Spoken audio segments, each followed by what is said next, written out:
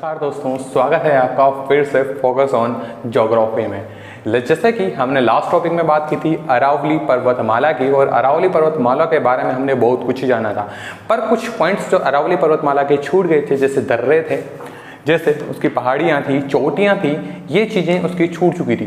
तो आज हम बात करने वाले हैं अरावली पर्वतमाला के प्रमुख दर्रों की। दर्रों के साथ हम बात करने वाले हैं उसकी प्रमुख चोटियों की।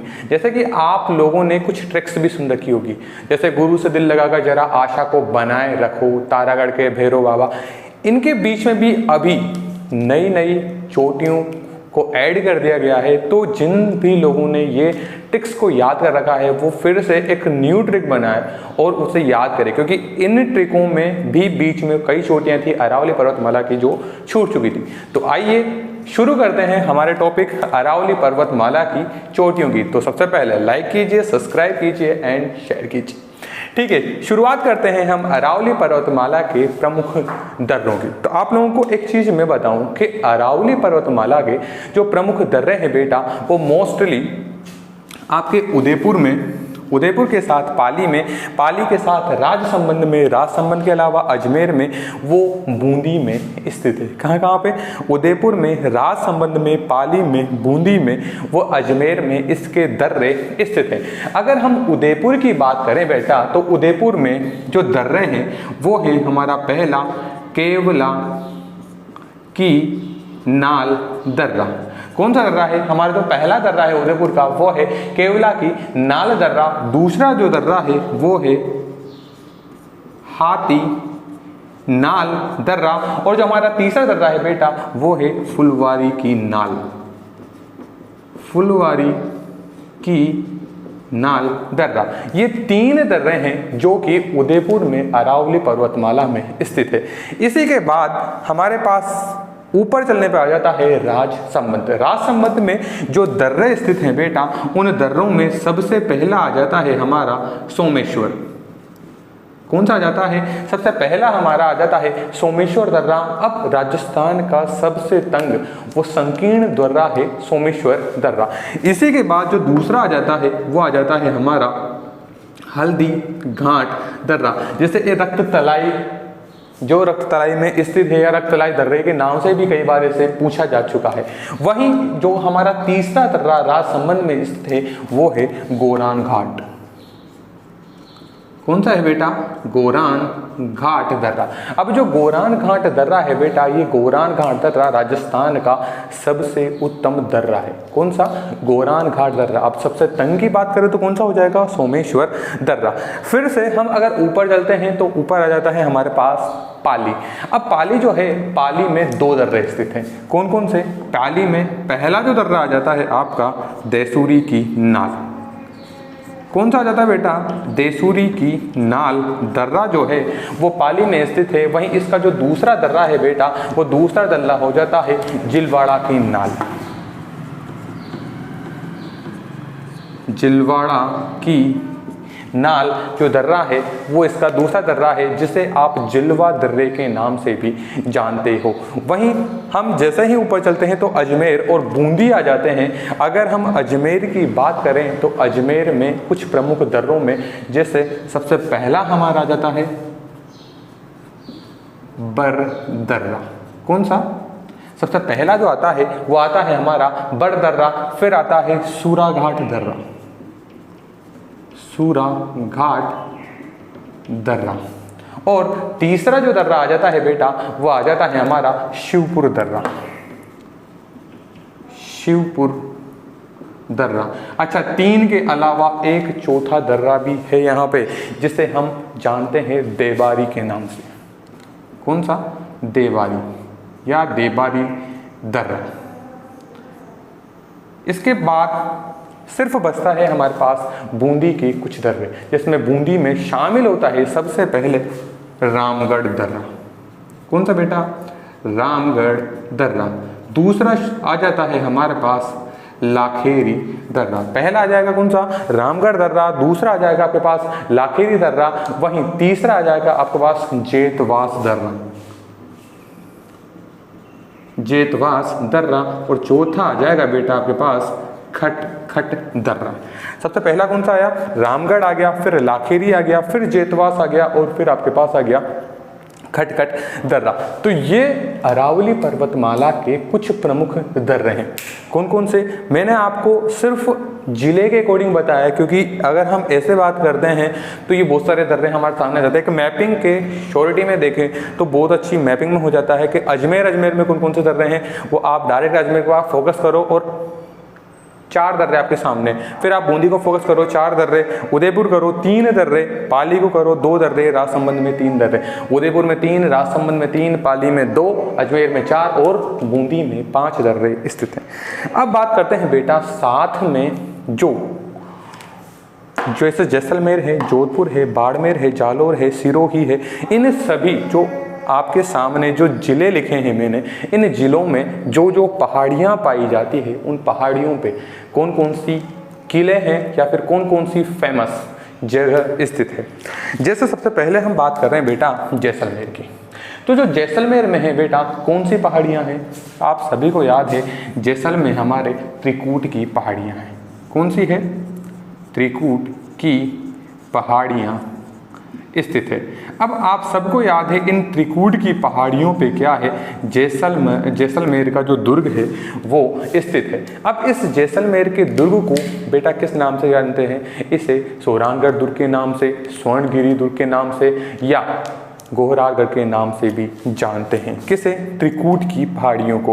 अब अगर आपसे त्रिकूट की पहाड़ियों के साथ पूछ ले कि त्रिकूट पर्वत कौन सा है, तो कौन सा हो जाएगा बेटा? ये करौली में स्थित है आपका त्रिकूट पर्वत। कौन सा? त्रिकूट पर्वत कहाँ पे? आपका करौली में स्थित है, जहाँ पे कैला देवी मंदिर स्थित है। कौन सा मंदिर स्थित है बेटा? कैला देवी मंदिर स्थित है और त्रिकूट जो पर्वत है वो करौली में स्थित है। इसके नीचे आते हैं हम बाड़मेर में। तो बेटा बाड़मेर में जो है वो है 56 की पहाड़ियाँ। क्या है यहाँ बाड़मेर में? 56 की पहाड़ियाँ। 56 की पहाड़ियाँ स्थित हैं। अब आप लोगों को ये याद होगा कि ये जो 56 की पहाड़ियाँ हैं, इन 56 की पहाड़ियों पे कौन सा दुर्ग स्थित है? हाँ राइट, आपको ये याद होना चाहिए कि कौन सा दुर्ग स्थित है। तो यहाँ पर है आपका सिवाना दुर्ग, जो कि 56 की पहाड़ियों में स्थित है। कहाँ पर? बाड़मेर में। अगर हम जोधपुर की बात करें तो बेटा जोधपुर में कौन सी पहाड़ियाँ हैं?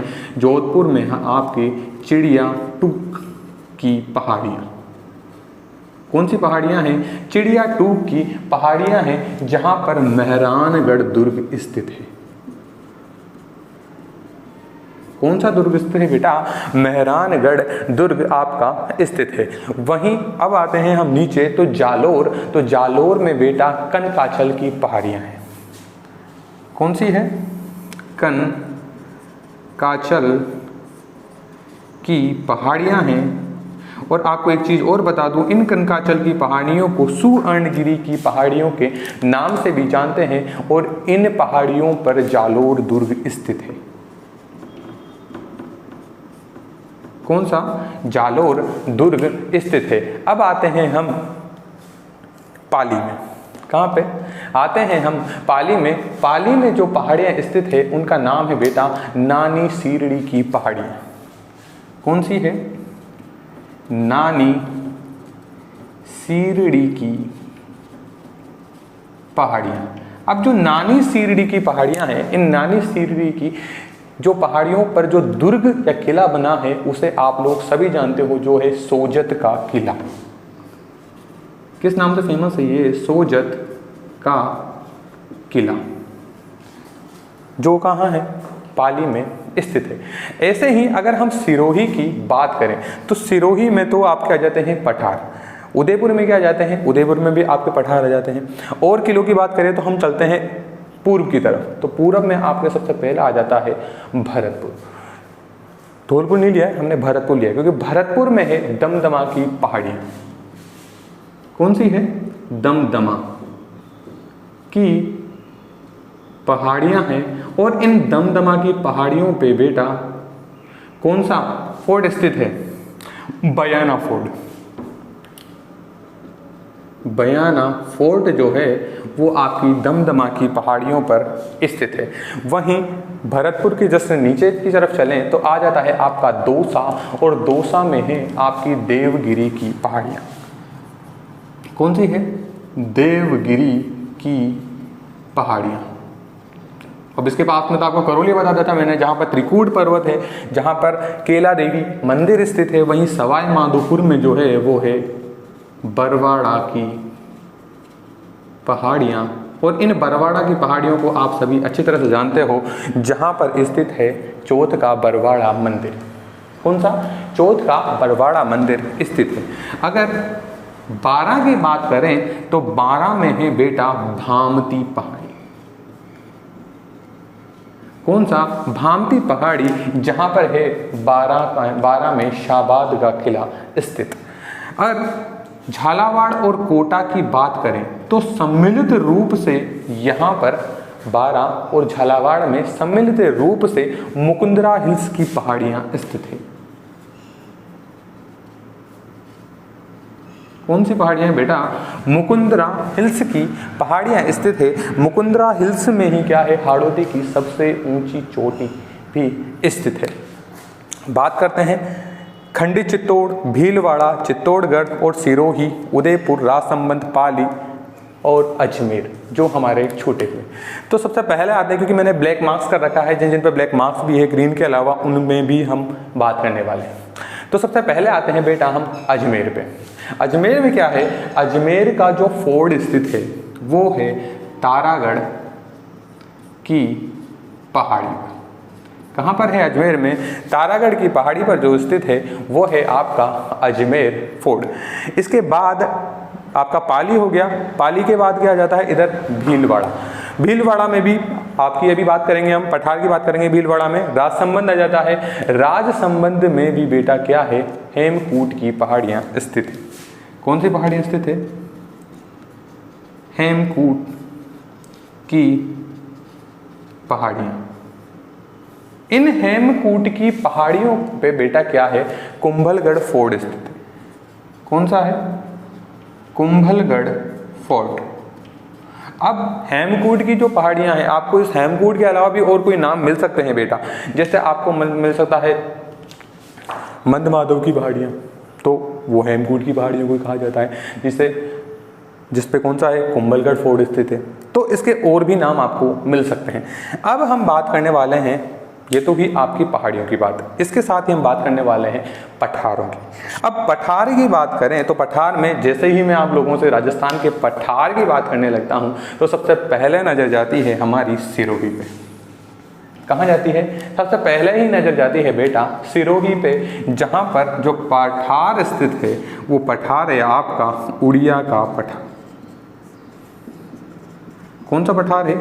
उड़िया का पठार स्थित है, जिसकी ऊंचाई है 1360 मीटर। कितनी है? 1360 मीटर ऊंचा है, जो कि राजस्थान का सबसे ऊंचा पठार है। वहीं इसके पास आबू का पठार स्थित है। कौन सा? आबू का पठार। अब जो आबू का पठार है बेटा, वो आबू का पठार की ऊंचाई है आपके 1200 मीटर। कितनी? 1200 मीटर। और ये जो पठार है आबू का पठार, ये राजस्थान का दूसरा सबसे ऊंचा पठार है। वहीं अगर हम बात करें राजसमंद और उदयपुर, इन दोनों के बीच में राजस्थान का तीसरा सबसे ऊंचा पठार स्थित है उदयपुर। और राजसमंद की बात करें तो राजस्थान का तीसरा सबसे ऊंचा पठार स्थित है, जिसे आप लोग जानते हो बेराट का पठार। बेराट का पठार। अब इस बोराट का कहो, बेराट का पठार कहो, इस पठार की जो ऊंचाई है बेटा, वो ऊंचाई आपको याद है 1125 मीटर है। कितनी? 1125 मीटर।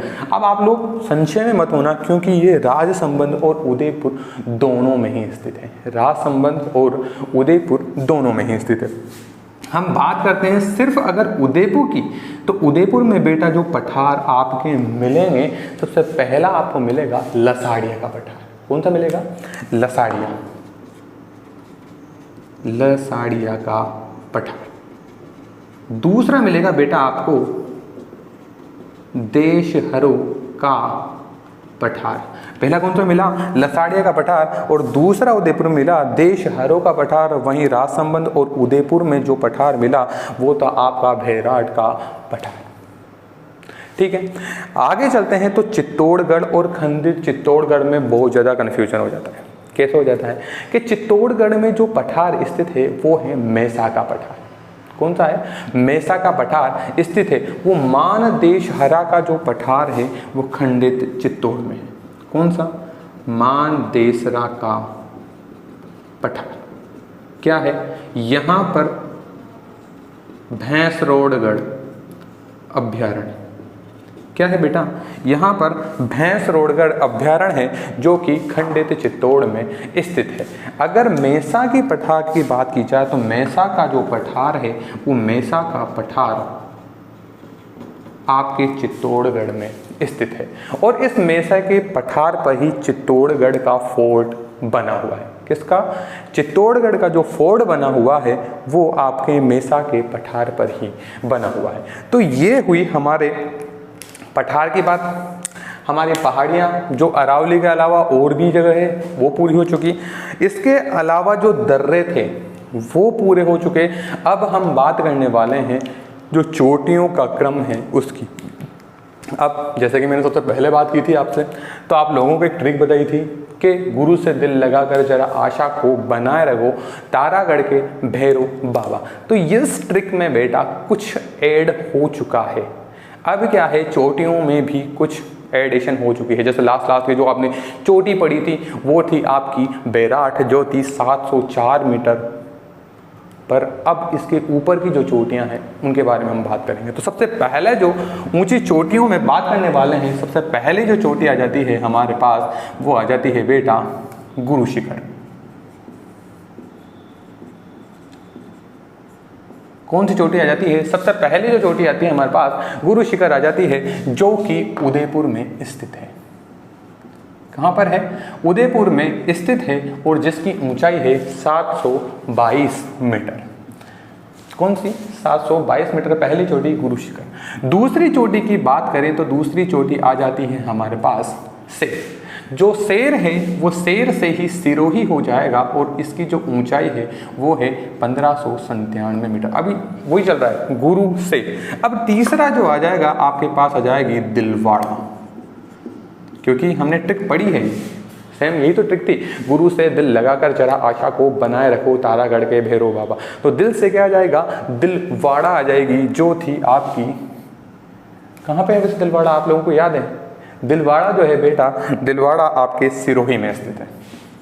अभी देखो सिरोही में कितनी सारी चोटें निकलने वाली है। अच्छा, इसकी ऊंचाई कितनी है? इसकी ऊंचाई जो है बेटा वो है 1442 मीटर। जब चौथी चोटी की बात करेंगे तो चौथी चोटी वो भी जो हमने ट्रिक पढ़ी थी उसी के अनुसार रहेगी, जरगा। जरगा कहाँ है? जरगा है सर उदयपुर में। जरगा की जो ऊंचाई है वो कितनी है? जरगा की ऊंचाई वो है 1431 मीटर। 4 चोटें होगी। गुरु से दिल लगाकर जरा। अब क्या आ जाएगी? आशा, यानी अचलगढ़। अचलगढ़, अचलगढ़ कहाँ है? अचलगढ़ भी सर सिरोही में है। सिरोही में कितनी ऊंची है? 1380 मीटर ऊंची है सर। ठीक है, 1380 मीटर ऊंची है। कितनी चोटियां होगी हमारी? 5। अब गुरु से दिल लगाकर जरा आशा को अब को से तो आनी चाहिए हमारे पास कुंभलगढ़, जबकि यहाँ पर कुंभलगढ़ नहीं आती। क्या नहीं आती? कुंभलगढ़। कौन सी? छठी चोटी। जबकि 7वीं चोटी हमारे पास आ जाएगी कुंभलगढ़। कुंभलगढ़ कहाँ पर स्थित है? राजसंबंध में स्थित है। कहाँ पर? राजसंबंध में। पर इसके पहला ऊपर वाली चोटी की बात करते हैं, तो वो जो चोटी आएगी बेटा वो आएगी आपकी आबू पर्वत। कौन सी आएगी? आबू पर्वत, जो है आपका सिरोही। जुड़ गया ना? कौन सा जुड़ा? सबसे पहले आबू पर्वत जुड़ा, जो सिरोही में है, और उसकी ऊंचाई है 1295 मीटर। 1295। अच्छा, इसकी कितनी है? 1200 कितनी? 1224। हाँ, 1224 मीटर है। अच्छा, आप लोगों को कॉमेडी क्या है, थोड़ा कॉमेडी के साथ पढ़ाना पड़ता है तो इंटरेस्ट बढ़ता है ज्योग्राफी में, क्योंकि एक ज्योग्राफी ऐसा लगे कि हिस्ट्री की तरह हमने सीधा रामायण की तरह पढ़ लिया तो वो ज़्यादा सही नहीं लगेगा, थोड़ा कॉमेडी भी होना चाहिए ताकि आपको लगे कि सही कि हाँ सर पूछ रहे हैं। कुंभलगढ़ हो गया, तो हमारी पहले लिंक टूटी यहाँ पर, कहाँ पर जाके, आबू पर्वतमाला पे जाके हमारी पहले लिंक टूट गई। उसके बाद आगे कुंभलगढ़, और उसके बाद फिर से जो लिंक टूटी वहाँ पर आया आपका जोलिया डूंगर। क्या आया? जोलिया डूंगर। और इस जोलिया डूंगर के बाद भी एक चोटी है जिसे कहा गया जयराज की पहाड़ियाँ। जयराज की पहाड़ी। अब जो जोलिया डूंगर है बेटा, वो जोलिया डूंगर स्थित है उदयपुर में, और जो जयराज है वो है सिरोही में। ये तो होगी सिरोही में और ये हो गया उदयपुर में। जोलिया डूंगर उदयपुर और जयराज की पहाड़ियाँ आपकी हो गई सिरोही में। जोलिया जो डूंगर है उसकी ऊंचाई है 1197 मीटर और इसकी है 1090 मीटर। कितनी? 1197 मीटर और कितनी बताई मैंने? 1090 मीटर। कितनी? 1090 मीटर। कितनी चोटियाँ पढ़ चुके हम? 8 चोटियाँ पढ़ चुके कुंभलगढ़ के बाद। अब जब हमारी ट्रिक की चोटी का नंबर आता है वो आ जाती है 9वें नंबर पे, वो हो जाती है रघुनाथगढ़। कौन सी हो जाएगी? रघुनाथगढ़, जो कि स्थित है सीकर में। आप लोगों को याद है, मैंने आप लोगों को बताया था सीकर में 1055 मीटर ऊंची चोटी जो है वो है रघुनाथगढ़, जो कि उत्तरी अरावली की सबसे ऊंची चोटी है। ठीक है, अब रघुनाथगढ़ के बाद हम क्या पढ़ते थे? खो, डायरेक्ट 920 नहीं, इसके बीच में एक चोटी का निर्माण हुआ, या फिर अब आ चुकी है, क्योंकि निर्माण तो बहुत पहले हो चुका था, वो शायद अब तो गिनी जा चुकी है, जो है आपकी ऋषिकेश। कौन सी है? ऋषिकेश।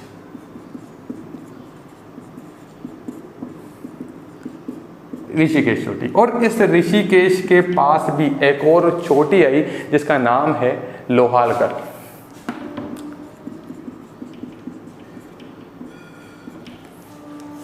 कौन सी है? लोहारगढ़ चोटी आई। अब एक तो है सिरोही में और एक है झुंझुनू में। अब आपको याद है ये तो होगी सिरोही में और ये है झुंझुनू में। आप कभी सीकर और सिरोही में कंफ्यूज तो नहीं हो जाते ना, क्योंकि एक तो मित्रों के सिरोही के मतलब आप सीकर से ले लो, क्योंकि एक तो दक्षिण की तरफ आ जाएगा और एक उत्तर की तरफ चलने वाला कोना आ जाएगा, तो कंफ्यूजन मत लेना। जो ऋषिकेश है बेटा, उस ऋषिकेश की ऊंचाई 1071 है और इसकी 1051 है। 1071 मीटर और इसकी है 1051 मीटर। अब हम चलते हैं हमारी 12वीं चोटी, जो हमने बताए थे ट्रिक के अकॉर्डिंग कौन सी थी? खो। कौन सी थी? खो। अब आप सबको याद है जो खो है वो जयपुर में। कितनी है? 900। खो की ऊंचाई है 920 मीटर। कितनी है? 920 मीटर जो है वो खो की ऊंचाई है। इसी के बाद कौन सी चोटी आती थी हमारी? गुरु से दिल लगाकर रखो, तारागढ़। ठीक है, फिर आ जाती है हमारी तारागढ़, और तारागढ़ में आ जाती है हमारी अजमेर, और अजमेर में है 870 मीटर ऊंची। ठीक है, इसके बाद वाली चोटी कौन सी आती थी? गुरु से दिल लगाकर जरा आशा को बनाए रखो, तारागढ़ के भैरव बाबा। तारागढ़ के भैरव बाबा। तो तारागढ़ आ गई। अभी आ गया भैरूच, भैरव, फिर आ गई बाबाई, बाबा आएगा ना कि, और फिर इसके बाद आ गई आपकी भैरूच, बाबाई, बैराट। भैरूच, बाबाई और बैराट। कितनी है? अच्छा, भैरूच कहाँ है? भैरूच अलवर में। भैरूच अलवर में। अब सबने बाबाई पढ़ा, बाबाई कहीं ने जयपुर पढ़ा, कहीं ने झुंझुनू पढ़ा। अब क्या है बेटा, जो आधार है वो झुंझुनू में है। मीन्स आधार जैसे फैला तो नीचे जो है वो है जयपुर और झुंझुनू में, पर चोटी का जो झुकाव है वो झुंझुनू में है। वैसे आती जयपुर और झुंझुनू दोनों में है। अच्छा बैराट कहाँ आएगी? बैराट आ जाएगी आपकी जयपुर में। अब बैराट की जो ऊंचाई है वो है 704 मीटर, वहीं अलवर में भैरूच की ऊंचाई है 792 मीटर और इसकी है 780 मीटर। तो ये क्या हो गई? ये हो गई हमारी अरावली पर्वतमाला की प्रमुख चोटियाँ। तो हमारी कौन कौन सी चीज़ें क्लियर होगी? हमारी सबसे पहली चीज़ क्लियर होगी दर्रे। क्लियर? अरावली पर्वतमाला के दर्रे क्लियर। अरावली के साथ जो पहाड़ियाँ फैली हुई है वो क्लियर। अरावली की चोटियाँ क्लियर। इसी के साथ हमने एक चीज़ और पढ़ी, अरावली के प्रमुख क्या थे? क्या पढ़े थे हमने? पठार। क्या पढ़े? अरावली के साथ हमने पढ़े पठार। तो हमारी 4 चीज़ें क्लियर होगी, दर्रे क्लियर हो गए, पहाड़ियाँ क्लियर होगी, चोटियाँ क्लियर होगी और पठार क्लियर हो गए। अब आप गलती से भी गुरु से दिल लगाकर जरा आशा को बनाए रखो, को याद ना रखें, और अगर रखोगे तो उसमें इन चीज़ों को मेंशन कर ले। कौन कौन सी चीज़ें थी? सबसे पहले थी हमारे आबू पर्वतमाला, दूसरी क्या थी? दूसरी थी आपको जोलिया डूंगर, तीसरी क्या थी? तीसरी थी आपकी जयराज की पहाड़ियाँ, चौथी थी आपकी ऋषिकेश, पांचवी थी आपकी लोहारगढ़। इसके अलावा और कोई नहीं, या फिर आप इन सब को अलग अलग याद रख सकते हो।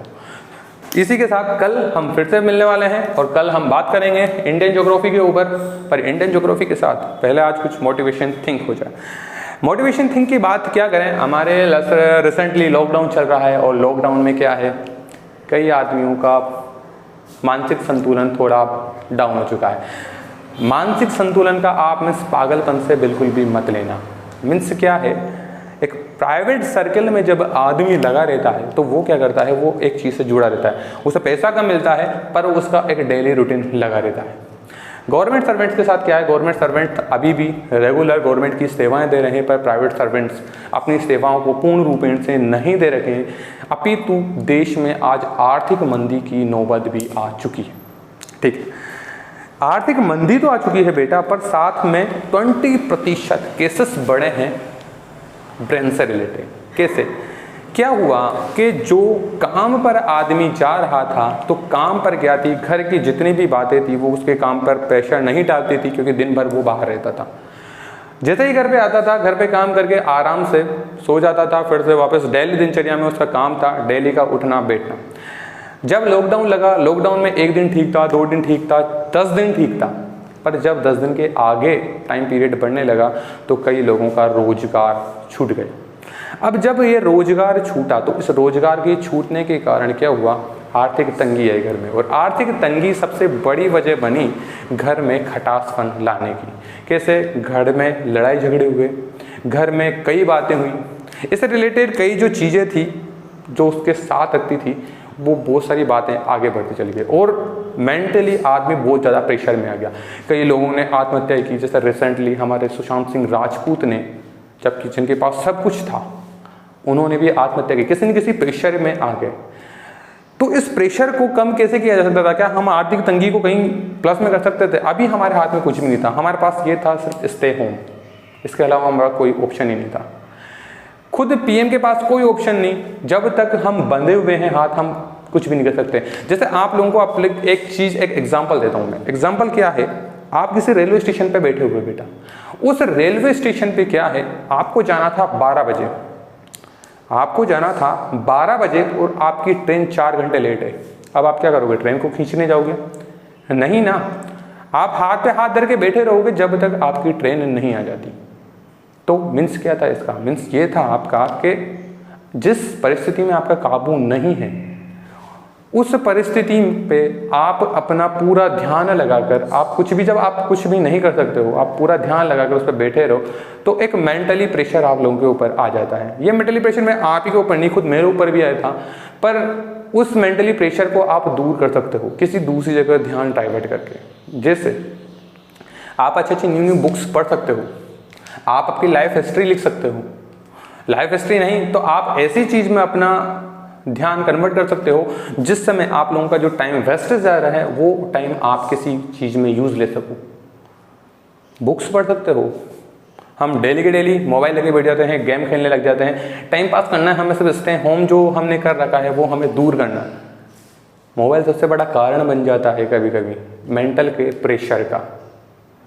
कई बार ऐसा होता है कि हमारे जो फ्रेंड्स हैं वो हमारे बारे में गलत सोचने लगते हैं, क्योंकि हम तो पूरा पहले की जनरेशन ये थी कि हम हर एक फ्रेंड के साथ मिलके बैठते थे, साथ में घूमते थे, साथ में खेलते थे। आज की जनरेशन ऐसी है कि हमारा दोस्त पास में बैठा हुआ है, हम भी फ़ोन में लगे हुए हैं, हमारा फ़ोन भी मतलब फ्रेंड जो है वो भी फ़ोन में लगा हुआ है।